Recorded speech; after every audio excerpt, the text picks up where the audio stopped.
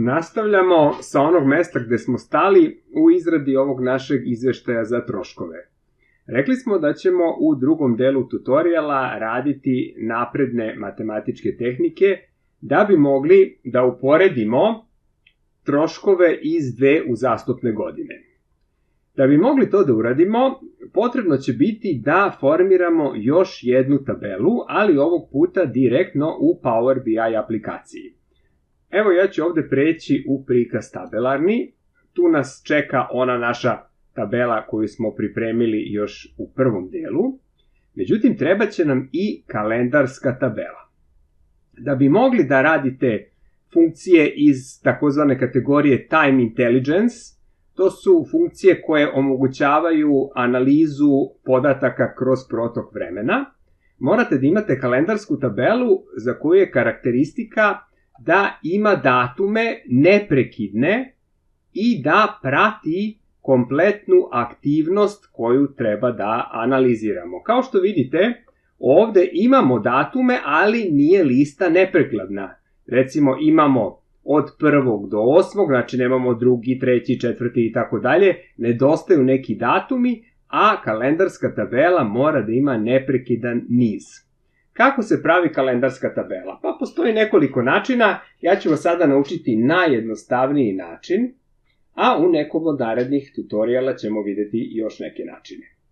Kao što DAX funkcije mogu da stvore kolone, kao što mogu da stvore mere, postoje DAX funkcije, doduše njihov manji broj, koji mogu da stvore i tabele. I onda mi, pošto želimo da stvorimo kalendarsku tabelu, mi ćemo ići na opciju New Table. Evo da vidimo kako će da se stvori ta naša tabela. Prvo, naravno, ime tabele će biti kalendar. A koristit ćemo funkciju kalendar auto. Postoji funkcija obična samo kalendar. O njoj ćemo pričati u nekom od narednih tutoriala, a ova je jednostavnija varijanta, kalendar auto. Bukvalno u njoj ne morate da uradite ništa. Samo naravno moramo još da zatvorimo zagradu. I kada pritisnemo Enter, dobit ćemo kompletnu listu datuma. Kako kalendar auto funkcioniše? Ona ode u, da kažemo, istraživanje cele naše baze podataka. U ovom slučaju naša baza podataka ima svega jednu tabelu. Pronađe kolone sa datumima, uvidi koja je najranija godina i počne kalendar od 1. januara te godine, utvrdi koja je najkasnija godina i ide do 31. decembra te godine. U našoj situaciji se slučajno poklopilo da upravo i aktivnost počinje od 1. januara, pa i kalendarska tabela počinje. Recimo da je počelo i od marta, kalendarska tabela bi išla od 1. januara, ali pogledajte kraj aktivnosti, nama je poslednja aktivnost 29. decembra 2024. A u kalendarskoj tabeli poslednji datum je 31. decembar 2024. Tako da, znači, funkcija kalendar auto automatski pronađe najstariju godinu i kreće od 1. januara, pronađe najnoviju godinu i ide do 31. decembra. E sad, vi znate, nešto smo oko toga radili u onom prethodnom tutorialu, gde smo to radili preko Power Query-a, ali sada ćemo to da uradimo preko DAX formula. Kalendarska tabela nije dovoljno samo da ima datumsku kolonu, ona mora da ima i one izvučene delove datuma, u ovom slučaju ćemo izvući godine i mesece. Kako ćemo to da uradimo? Pa prvo ćemo da prevedemo na srpski ovu kolonu date, znači da se zove datum, onda ćemo formatirati da bude u onom skraćenom obliku kao i u tabeli troškovi i sad pravimo još 3 nove kolone. Sad nastavljamo sa novom kolonom. Prva kolona će biti godina.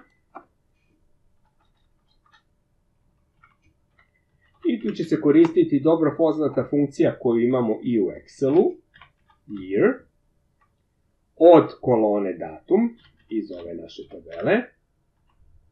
Zatvorimo zagradu i dobit ćemo izvučenu samo godinu. Idemo dalje.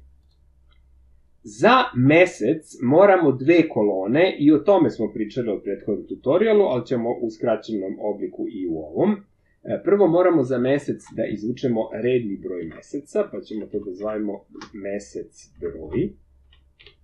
I tu ćemo koristiti funkciju month od istog ovog datuma.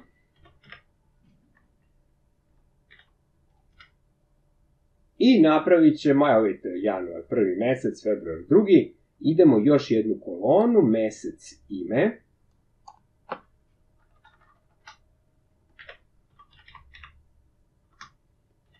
I tu ćemo koristiti funkciju format. Funkcija format, specifična funkcija, samo u DAX okruženju postoji.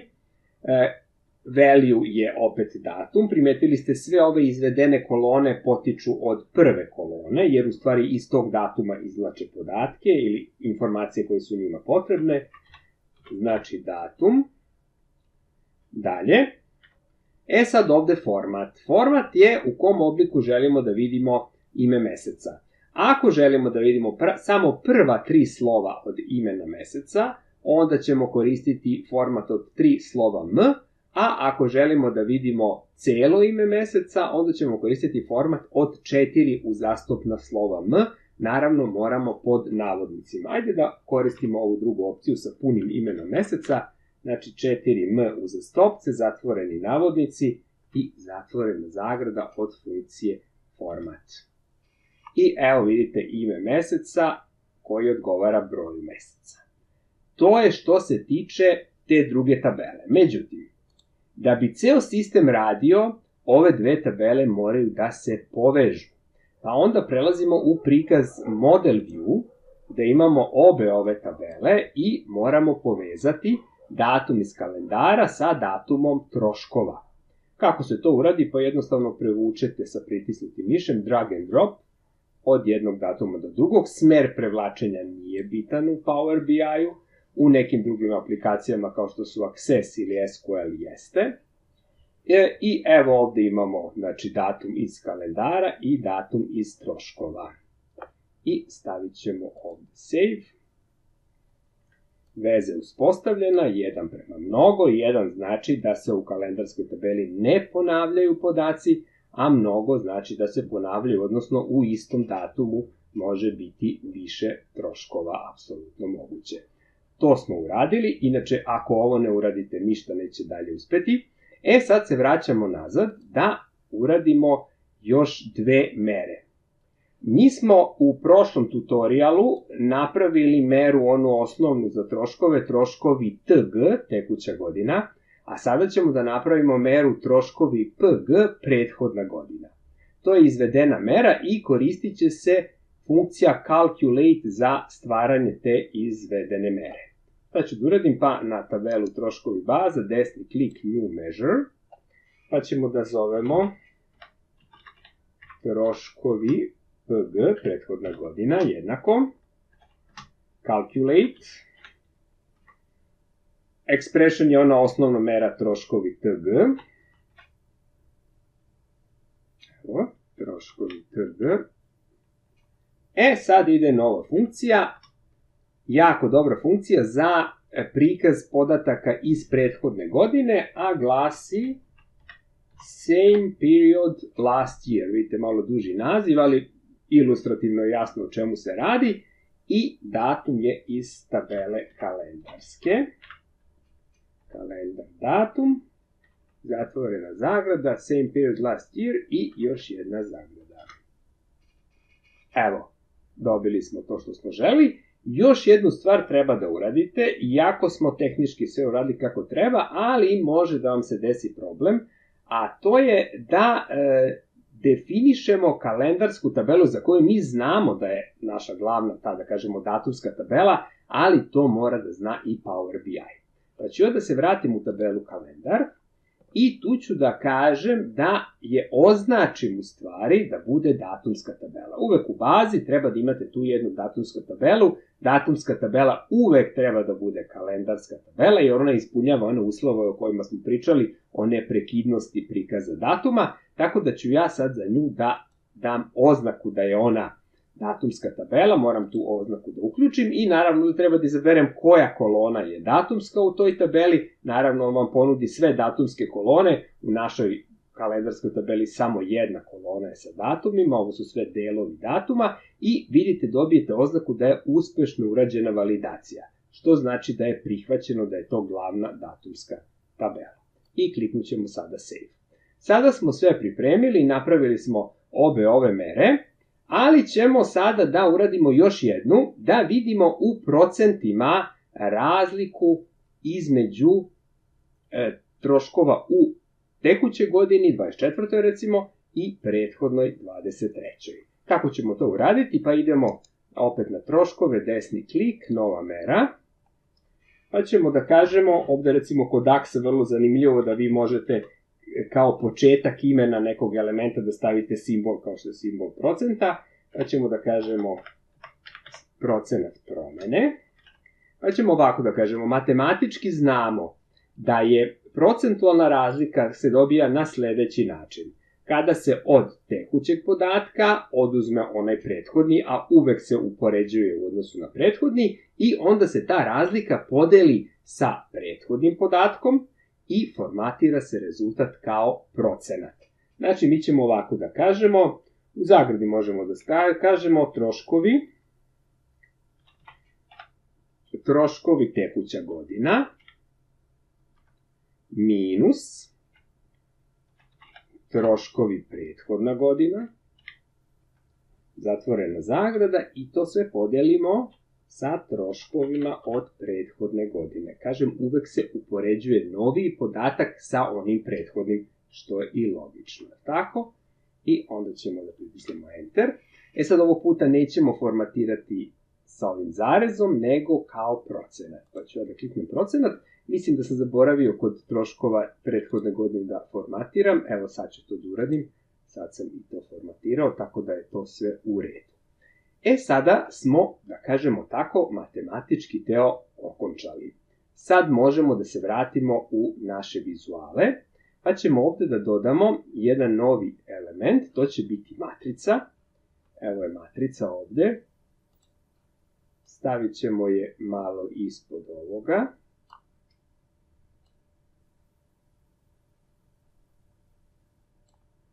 I ubacit ćemo ovako. Ubacit ćemo u redove, ubacit ćemo godinu. Evo su te dve godine. I ubacit ćemo imena meseci. I vidite, on sad pojavljaju se ovi plusići, znači da su unutar godina prikazani meseci. Ako hoćete da vam se razmota cela lista, da vidite sve, najbrži način je kliknuti ovde kao ovaj dvozubac. I dobijemo redosled, ali abecedni. Pričali smo o tome da ćemo imati problem ako ne uradimo posebno sortiranje. Mi smo pripremili smo teren uvođenjem dve kolone sa mesecima, ali nismo sortirali kolonu sa imenima meseci po koloni koja ima brojeve meseci. I zato mi lepo ovde dobijamo abecedni redosled meseci umesto onaj pravi hronološki redosled. Da bi to rešili, vraćamo se u prikaz gde su tabele, idemo u tabelu našu kalendar, kliknemo kolonu mesec ime, ovde imamo sort by column, tu ćemo da kažemo mesec broj, tako da će kolona sa imenima meseci biti sortirana po brojevima. I sada kad se vratimo ovde, pogledajte, sve je sređeno kako treba.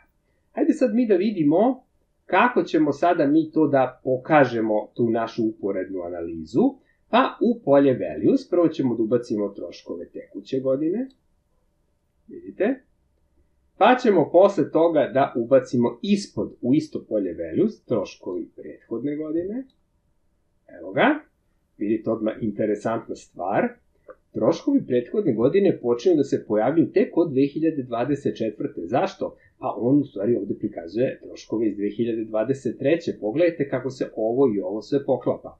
A u godini 2023. kada je ona tekuća, mi bi trebali ovde da imamo podatke iz 2022. ali mi te podatke u bazi nemamo i zato je to prazno. Ajde da vidimo i razliku u procentima i to smo izračunali. Evo, pogledajte, ovde vam se javlja beskonačno, jer se deli sa nulom, je tako? A ovde imamo precizno procente, koliko troškovi, vidite već na prvi pogled vidite da je tekuća godina ima manje troškove nego prethodna, što je pozitivno, i ovde imamo analizu između meseci. Recimo, mi smo u januaru tekuće godine imali za 56,63% manje troškove nego u istom ovom mesecu 2023. Tako da vidite ovde, evo recimo ovde su približno isti troškovi, jesu nešto manji, umesto 667.000, 663, ali to je u procentima mali iznos.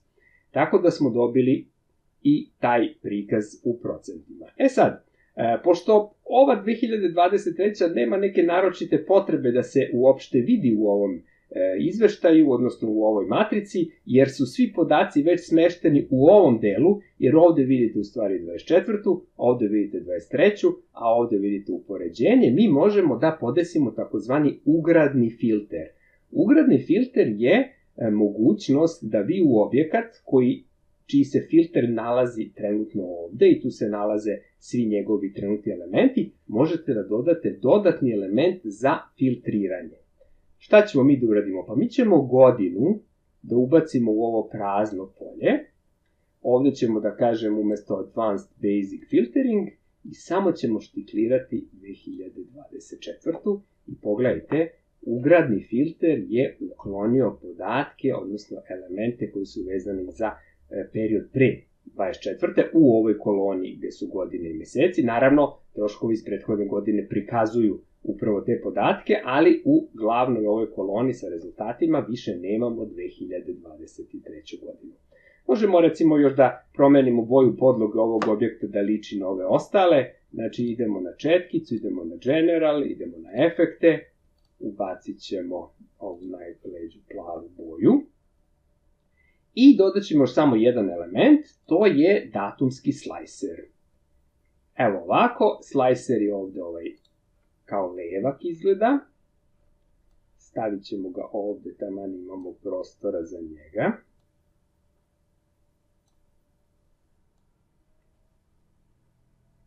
Evo, ubacit ćemo datum iz kalendara.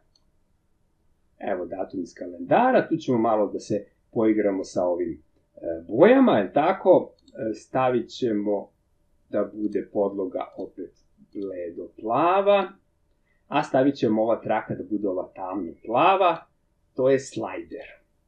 Slider će da bude tamno plava boja i mi smo dobili slicer sa datumima iz kalendara. E sad gledajte sledeću stvar.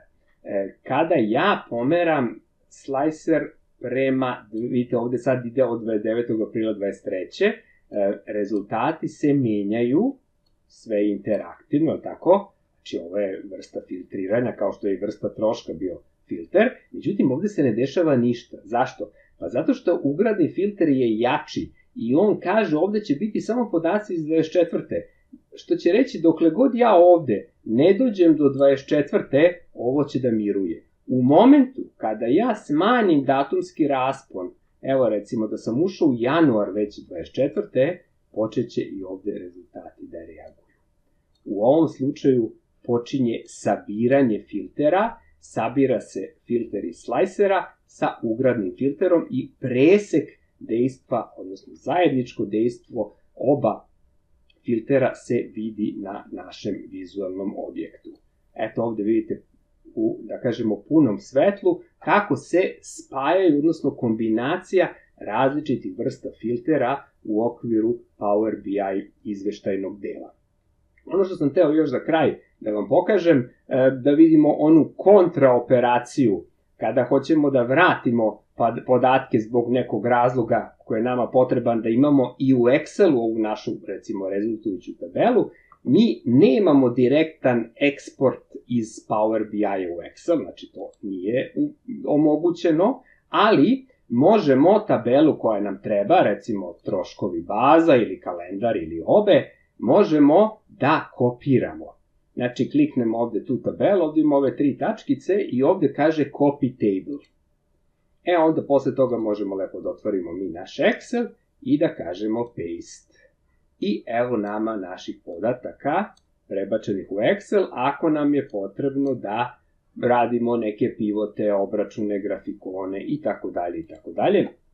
Tako da, iako je Power BI uglavnom namenjen da se iz Excela prebace podaci u Power BI, na ovaj način možete da uradite transfer i u suprotnom smeru i da vratite sređene podatke iz Power BI aplikacije u Excel za novu neku ili dodatnu obradu. Hvala vam lepo, vidimo se uskoro.